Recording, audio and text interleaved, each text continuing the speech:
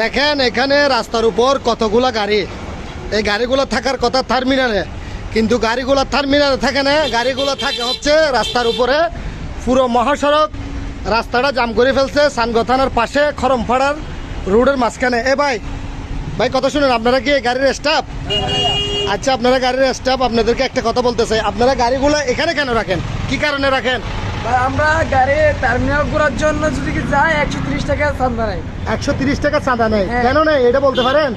কেন নাই মানে গাড়ি ঘুরাইলে মানে কি 130 টাকা নেই, মানে গাড়ি ঘুরাইলে টাকা দিতে হবে? হ্যাঁ, গাড়ি ঘুরার টাকা দিতে হবে। এটা কি আপনারা আগামীতে দিছিলেন? আগামী দিন নাই, এখন হয়েছে নতুন ভাবে। এই নতুন হয়েছে, এত বছর দেন নাই? না, দিন নাই। আপনারা কি দিছেন এত বছর?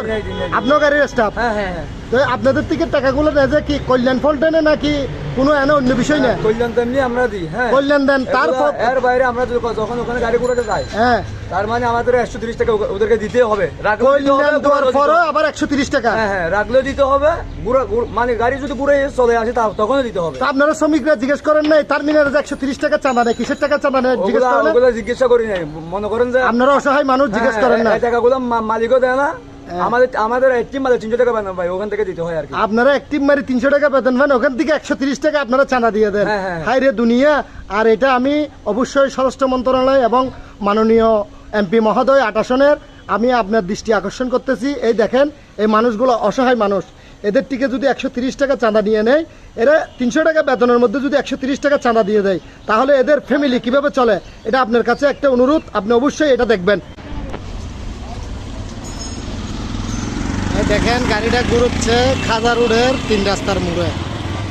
এত বড় একটা গাড়ি যদি 3 রাস্তার মোড়ে ঘুরায় অ্যাসালম, তাহলে রাস্তাঘাট এখন বর্তমানে ঈদের বাজার, রাস্তাঘাট এত যানজট নাই, কিন্তু ঈদের ছুটি যখন চলে যাবে তখন কি পরিমাণ জাম হইতে পারে রাস্তাঘাটে আপনারা বুঝেন।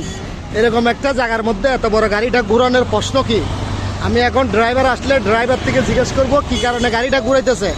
এই দেখেন কি অবস্থা, জাম। এখন যদি ঈদের ছুটি শেষ হয়ে যায়, এই খাজা রোডের মুখে গাড়িটা যদি সাইড করে এবং ঘুরায়, তাহলে কত পরিমাণের জাম লাগতে পারে।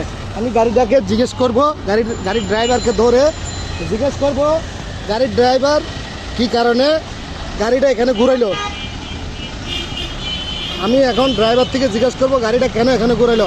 ভাই দাঁড়ান, একটু দাঁড়ান, ভাই একটু দাঁড়ান, একটু দাঁড়ান। আপনি এত বড় গাড়িটা এখানে কি কারণে ঘুরাইলেন? আপনি তো গাড়িটা ঘুরানোর কথা টার্মিনালে, কিন্তু এখানে কেন ঘুরাইলেন?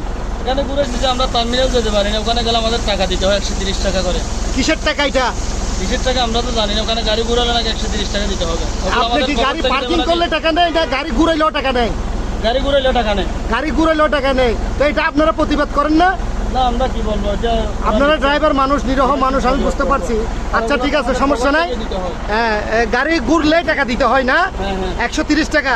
ঠিক আছে, আমি স্বরাষ্ট্র মন্ত্রণালয়ের কাছে অবশ্যই দাবি জানাচ্ছি, এই সাধারণ গরিব মেহনতি মানুষ, তারা শ্রমিক, তারা যে টাকাগুলো এত কষ্ট করি কক্সবাজার থেকে চিটাং আসা পর্যন্ত 900-1000 টাকা বেতন পায়, এখান থেকে যদি তাদের 130 টাকা খেটে নিয়ে যায়, তাহলে এরা কিভাবে গাড়িটা ওই টার্মিনালে ঘুরাবে? আমি স্বরাষ্ট্র মন্ত্রণালয়ের কাছে আবেদন জানাচ্ছি, গাড়িটা যেন টার্মিনালে ঘুরাতে পারে। নিরহ ড্রাইভার এবার চলে যান, নিরহ ড্রাইভার যেন শান্তিতে সুস্থতে। দেখেন আরেকটা গাড়ি মনে হয় ঘুরতেছে, এই গাড়িটা ঘুরতেছে, এই দেখেন ভাই, এখানে যদি এইভাবে প্রতিটা গাড়ি ঘুরে, এটা একটা এলাকার আমাদের খরমপাড়া এবং কি বলিহাটের মোড়ে এই রাস্তাটা, এই রাস্তাটার এটা হচ্ছে চানগো থানার গেটের সামনে। দেখেন কতগুলো গাড়ি পার্কিং, এই রাস্তাটা কতটুক দেখেন, রাস্তাটা পুরো জাম করে রাখছে, একটা গাড়ি যাইলে এখন ঈদের ছুটি।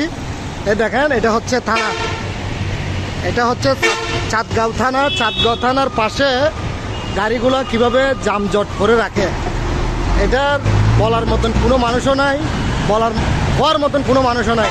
এই গাড়ি